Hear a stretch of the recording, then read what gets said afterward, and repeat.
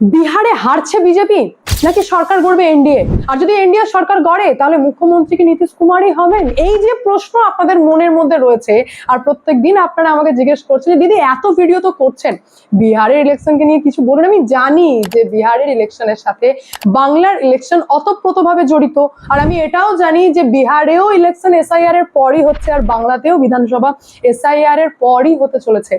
যদি বিহারে এনডিএ সরকার বানায় তাহলে তার ইম্প্যাক্ট বাংলার রাজনীতিতে কিভাবে পড়বে সেটাও আমরা খুব ভালোই বুঝতে পারছি। কিন্তু তার আগে আমাদেরকে জানতে হবে যে আদৌ কি বিজেপি সরকার গড়বে?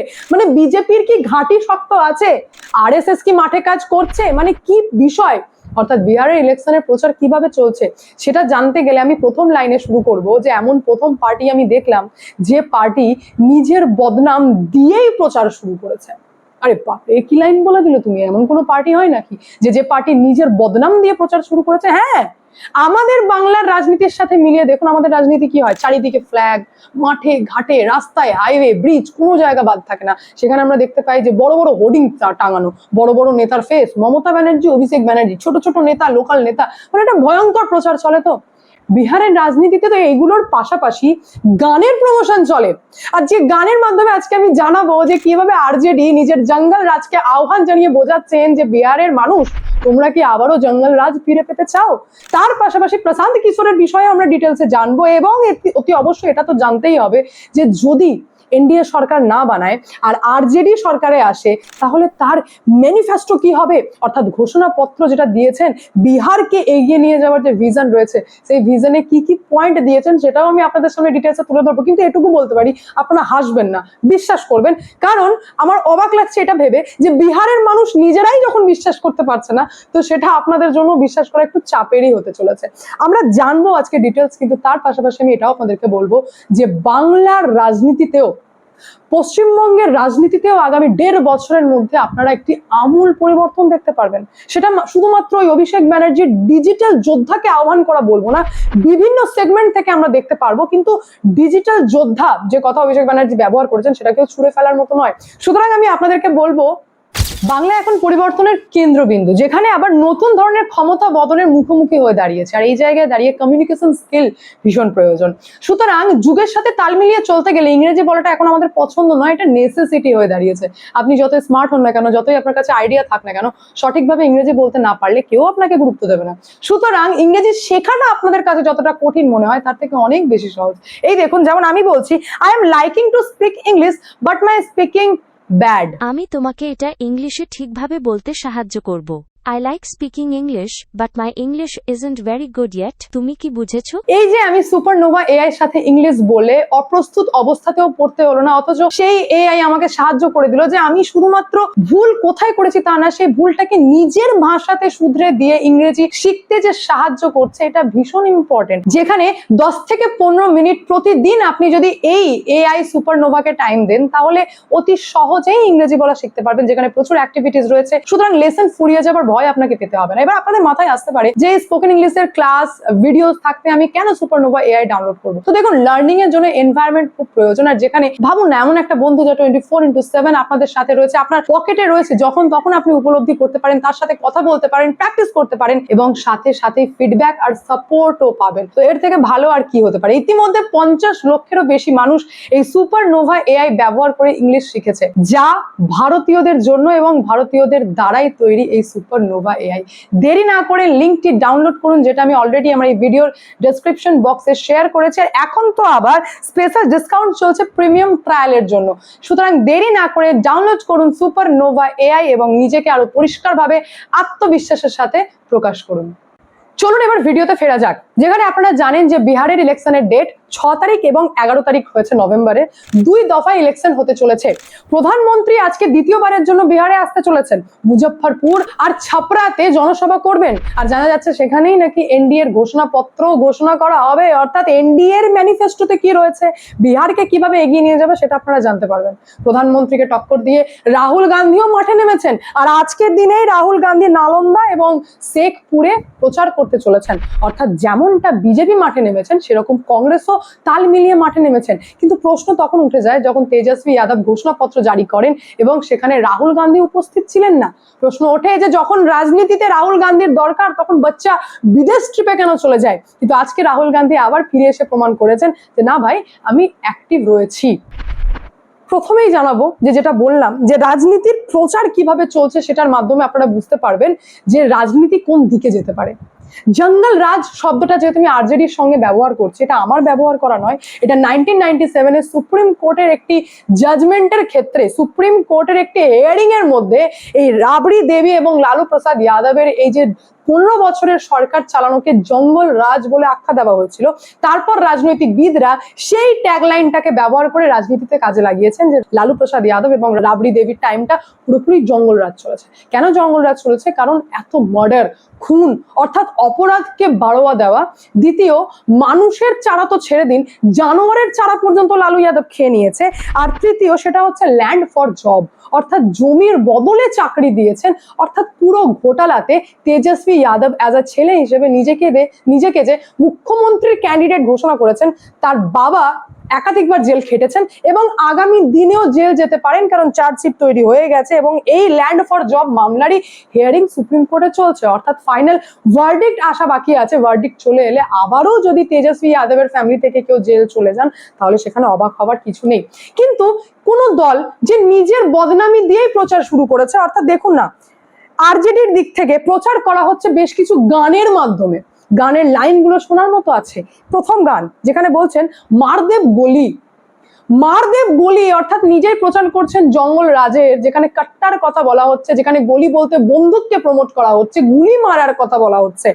দ্বিতীয় গান যেটা চরমভাবে ভাইরাল হচ্ছে সেটা হচ্ছে ভাইয়া কো আবে দেব, কাট্টা সটাইকে গড়বা সে উঠাইলে, অর্থাৎ ভাইয়া কো আবে দেব, ভাইকে আসতে দিন, কাট্টা সটাইকে, গুলি মাথার মধ্যে নাকি সাটিয়ে ঘরবা সে উঠাইলে, মানে বাড়ি থেকে তুলে নেবো।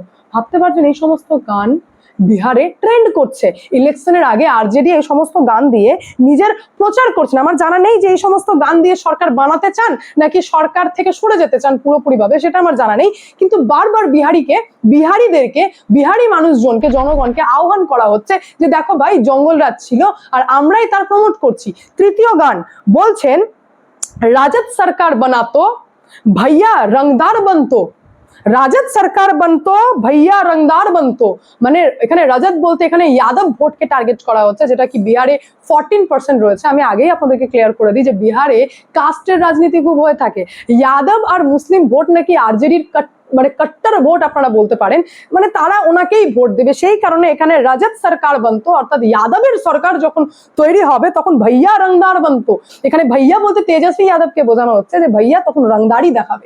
এই যে গানের মাধ্যমে কন্টিনিউ আমি দেখতে পাচ্ছি যে তারা নিজেদেরই বদনাম করে চলেছে। অর্থাৎ বিপক্ষে থাকা অবস্থায় তারা যদি এরকম ভাবে জঙ্গল রাজকে প্রমোট করে থাকে, তারা কাট্টার কথা বলে, গুলির কথা বলে, বাড়ি থেকে তুলে নিয়ে যাওয়ার কথা বলে, তাহলে সরকারে এলে তারা কি কি করতে পারে সেই টের অলরেডি বিহারের মানুষজন পেতে লেগেছেন। আর তারপরে হঠাৎ করে জারি হয়ে গেল তেজস্বী যাদবের একটি ম্যানিফেস্টো। তো তার মধ্যে প্রথমেই তিনি যেটা বলছেন সেটা হচ্ছে জিরো টলারেন্স অপরাধের, জিরো টলারেন্স। আর এদিকে বিহারে গান প্রমোট করা হচ্ছে কাট্টাকে নিয়ে।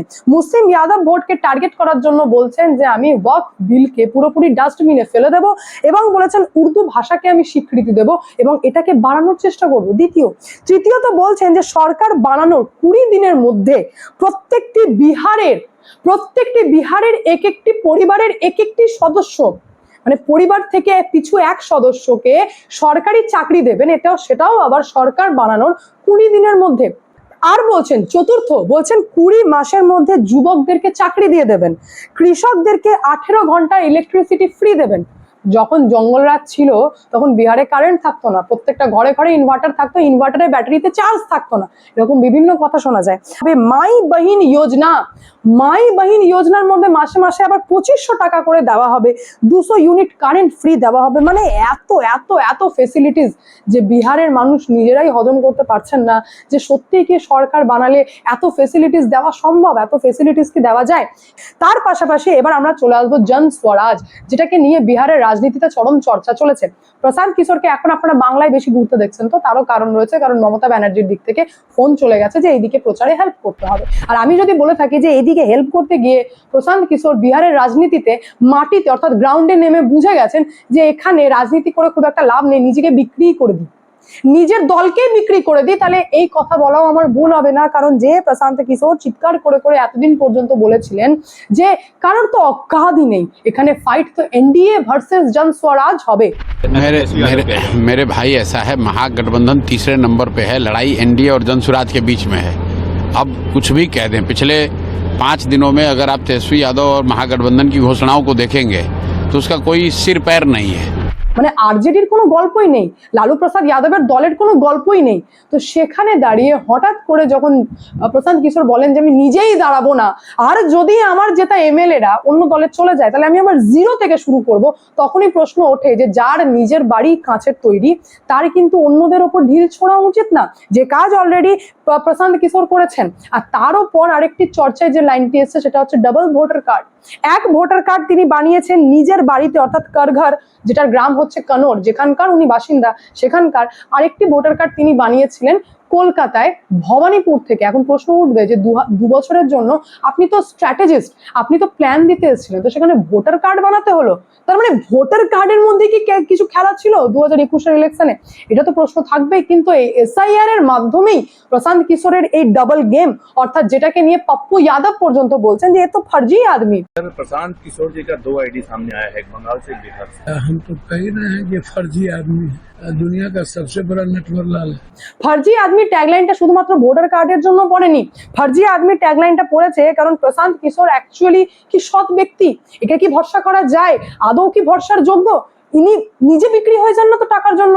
কারণ জানতে গেলে আপনারা জানেন অলরেডি যে প্রশান্ত কিশোর কোন কোন দলের সঙ্গে কাজ করেছে, কোনো দল বাদ যায়নি। যেমন বিজেপি, কংগ্রেস, কেসিআর, তৃণমূল কংগ্রেস, আম আদমি পার্টি, ওয়াইআরএস থেকে শুরু করে উদ্ধব ঠাকরেকে প্ল্যানিং দেওয়া, অর্থাৎ প্রত্যেকটা দলের সাথেই তিনি গুল মিলেছেন এবং তাদের ডিটেলস জানেন আর সেটাকে মানুষের সামনে আনেনও। অর্থাৎ এই প্রশান্ত কিশোর ব্যক্তি যার ইমেজের ওপর নিজের একটা ফার্জি কোয়েশ্চেন ওঠে, আর যে নিজেই বলে দেয় যে আমি ইলেকশনে দাঁড়াবো না, আর দ্য টাইমিং ম্যাটার করে যে কখন বলেছেন, যখন ইলেকশন একদম মুখে, যখন জন स्वराज ফাইট করার জন্য রেডি, তখন হঠাৎ করে যখন প্রশান্ত কিশোর বলছেন যে আমি নিজেই ইলেকশনে দাঁড়াবো না। नहीं कर रहे हैं, पार्टी ने निर्णय लिया है कि मेरे पास पहले से जो काम है इसी को अगर मैं पूरी तरीके से कर लूं तो काफ़ी है। तो अगर मैं चुनाव लड़ने जाऊंगा तो 2-4-5 दिन जो नुकसान होगा उससे जन स्वराज के कई प्रत्याशियों को नुकसान हो सकता है। इसलिए पार्टी लार्जर पार्टी हित में मुझे जिम्मेवारी दी गई है कि जो मैं काम कर रहा हूँ ये काम करता रहूँ। তখন কোথাও না কোথাও বোঝা যায় যে এনডিএ কে গ্রাউন্ড তিনি পুরোপুরি ছেড়ে দিলেন, কারণ দায়িত্ব নিয়ে পুরো আরজেডির ভাবমূর্তিকে নষ্ট করে, আরজেডি কে নষ্ট করে শেষ করে দিয়ে তিনি লাস্ট মুমেন্টে গিয়ে বলছেন যে আমি তো দাঁড়াবোই না ইলেকশনে। এর থেকে বোঝা যায় যে পুরো মাঠটাই কেমন যেন এনডিএ এর জন্য ইজি করে দেন, মাঠটা পুরোপুরি গিফট করে দিয়েছেন এনডিএ কে। আপনাদেরকে আমি প্রথমেই বলেছিলাম যে আগামী 1.5 বছরের মধ্যে আমাদের বাংলাতে রাজনীতিতে একটি আমূল পরিবর্তন আসতে চলেছে, আর সেই আমূল পরিবর্তন যে এসআইআর এর হাত ধরেই হবে সে বিষয়ে কোনো সন্দেহ নেই। কারণ বেশ কিছু তথ্য এমন আমি আপনাদের সামনে তুলে ধরেছি যার মাধ্যমে বুঝতে পেরেছেন যে পশ্চিমবঙ্গে কিভাবে ডেমোগ্রাফিকে পর্যন্ত চেঞ্জ করা হয়েছে। আপনারা দেখতে পাচ্ছেন যে তৃণমূল কংগ্রেসের অভিষেক ব্যানার্জি কিভাবে এসআইআর যাতে না হয় তার সাপোর্টে চিৎকার করছেন যে এসআইআর আমরা এই রাজ্যে হতে দেব না। কেন হতে দেব না? কারণ যেভাবে অবৈধ বাংলাদেশিদেরকে ভোটার কার্ড দিয়েছেন আর যার সরাসরি যদি বলে থাকি ফেসিলিটিস তৃণমূল কংগ্রেস নিচ্ছে, তাহলে সেই বিষয়ে কোনো ভুল নেই। আর এখানে অভিষেক ব্যানার্জি খুব ভালো বুঝতে পারছেন যে এসআইআর এর মাধ্যমে এই অবৈধ বাংলাদেশিরাই বাদ যাবে। আমি কেন বলছি আমূল পরিবর্তন, সেটা জানতে গেলে আপনাদেরকে কর্ণাটকের একটি ঘটনা জানতে হবে। কর্ণাটকে মঙ্গলবার দিনের ঘটনা, যেখানে জানা যাচ্ছে যে একজন মুসলিম ব্যক্তি যিনি মন্দিরে অ্যাটাক করে এবং মন্দিরে ঢুকে ভগবানের মূর্তিকে ভাঙচুর করেছেন, জুতো পর্যন্ত মেরেছেন। তারপর স্থানীয়রা মঙ্গলবার দিন কর্ণাটকের দেবরাবিসানহল্লির বেণুগোপাল মন্দিরের ঘটনা এটা, যেখানে সেই দুষ্কৃতীকে ধরে এবং ধরে গাছে বেঁধে রাখে, তারপর স্থানীয় পুলিশকে ডেকে সেই ব্যক্তিকে হ্যান্ডওভার করা হয়। ব্যক্তির নাম যখন ইনভেস্টিগেশনে জানা যাচ্ছে তার নাম হচ্ছে কবির। Wherein a man has been detained for slapping temple idol with a slipper in Devara Bissanahalli, and mob assault video has now been circulated. তিনি 4-5 বছর ধরে ভারতে থাকছেন, কিন্তু তিনি অবৈধ বাংলাদেশী। ভারতে থেকে 4-5 বছর ধরে মুচির কাজ করছেন, কিন্তু তিনি অবৈধ বাংলাদেশী। তিনি মন্দিরে যখন ভাঙচুর করেন তখন টানা আল্লাহু আকবার এই লাইনটি চিৎকার করে করে বলতে থাকেন, অর্থাৎ ধর্মের সেন্টিমেন্টে হিট করছিলেন।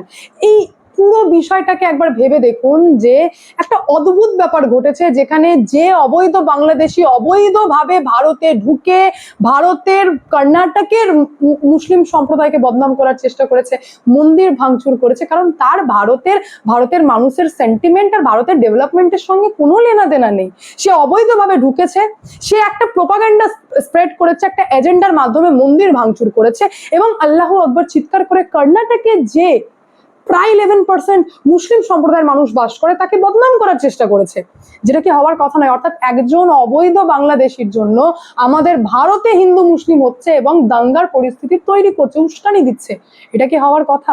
এই এসআইআর এর মাধ্যমে এইরকম টাইপেরই অবৈধ বাংলাদেশী যারা ভোটার কার্ড আধার কার্ড বানিয়ে আমাদের দেশে পড়ে রয়েছে এবং একটা ইন্টারনাল প্রোপাগান্ডা স্প্রেড করার চেষ্টা করছে, তাদেরকে খুঁজে বের করার কাজই কিন্তু এই এসআইআর করছে।